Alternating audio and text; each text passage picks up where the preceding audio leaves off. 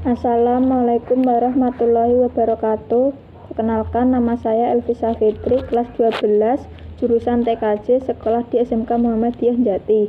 Di sini saya akan menjelaskan pengertian SIP atau Session Initiation Protocol. Pengertian SIP adalah singkatan dari Session Initiation Protocol, merupakan protokol pensinyalan pada layar aplikasi yang berfungsi untuk membangun, memodifikasi, dan mengakhiri suatu sesi multimedia yang melibatkan satu user atau lebih. Sesi ini adalah pertukaran data antar user yang meliputi suara, video, dan teks. SIP tidak menyediakan layanan secara langsung, tapi menyediakan layanan yang dapat digunakan oleh protokol aplikasi lainnya untuk memberikan layanan yang lebih lengkap bagi pengguna. Misalnya dengan RTP, Real Time Transport Protocol, untuk transfer data secara real time, dengan SDP, Session Description Protocol, untuk mendeskripsikan sesi multimedia, dengan Megaco, Media Gateway Control Protocol, untuk komunikasi dengan PSTN, Public Switch Telephone Network. Dengan demikian, fungsi dan operasi dasar SIP tidak tergantung pada protokol-protokol tersebut. SIP juga tidak tergantung pada protokol layer transport yang digunakan. Pembangunan suatu komunikasi multimedia dengan SIP dilakukan melalui beberapa tahap. 1. User location, menentukan lokasi pengguna yang akan berkomunikasi. 2. User availability, menentukan tingkat keinginan pihak yang dipanggil untuk terlibat dalam komunikasi. 3. User capability, menentukan media maupun parameter yang berhubungan dengan media yang akan digunakan untuk komunikasi. 4. Session setup, ringing, pembentukan hubungan antar pihak pemanggil dan pihak yang dipanggil. 5. Session management, meliputi transfer, modifikasi, dan pemutusan sesi. Komunikasi dengan SIP dilakukan oleh pengiriman message yang berbasis HTTP. Setiap pengguna mempunyai alamat yang dinyatakan dengan SIP URI, Uniform Resource Identification. Contoh SIP URI sip.dd.tkj.com. Selain itu, alamat juga dapat dituliskan dalam tel URL yang kemudian dikonversikan menjadi SIP URI dengan parameter user diisi PON. Contoh tel +622125670011 ekivalen dengan SIP +622125670011 tkj.com user PON. Isi pesan di dalam SIP didefinisikan dalam dua format atau RFC 3261 seperti 1. Request atau dikirim dari client to server, berisi operasi yang diminta oleh klien. 2. Respon atau dikirim dari server ke klien, berisi informasi tentang permintaan status dari klien. Arsitektur SIP. Arsitektur SIP terdiri dari dua komponen, yaitu user agent dan server. User agent merupakan endpoint dari sistem dan memuat dua subsistem, yaitu user agent client UAC yang membangkitkan request dan user agent server UAS yang merespon request. SIP server adalah kesatuan fungsi login di mana tidak perlu memisahkan alat secara fisik. Fungsi dari 4 server tersebut yaitu 1. Proxy server merupakan host jaringan yang berperan sebagai perantara yang bertujuan untuk meminta request di atas nama klien yang lain. Proxy harus bertindak sebagai server dan klien. Dia harus mengarahkan SIP request pada user agent server dan mengarahkan SIP respon pada user agent klien.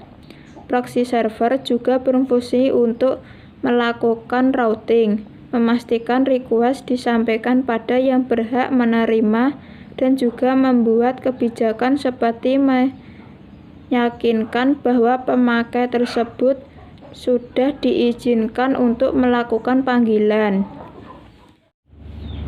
2. Redirect server merupakan kesatuan logika yang mengarahkan satu klien pada perangkat pengganti diri Uniform Resource Indicators atau URIS untuk menyelesaikan tugas request. 3. Register server menerima dan memproses pesan pendaftaran yang mengizinkan lokasi dari suatu endpoint dapat diketahui keberadaannya. Register server ini kerjanya berhubungan dengan location server. 4. Location server menyediakan service untuk database abstrak yang berfungsi mentranslasikan alamat dengan kata atau keterangan yang ada pada domain jaringan.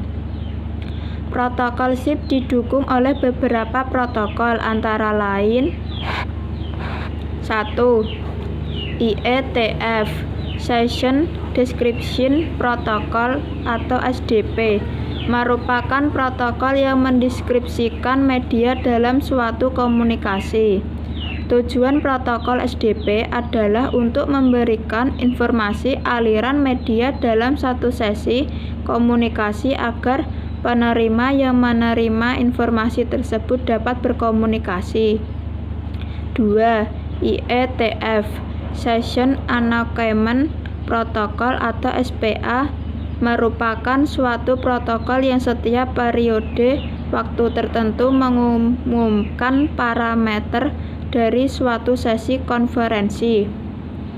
3. IETF Real-Time Transport Protocol atau RTP menyediakan transfer media secara real-time.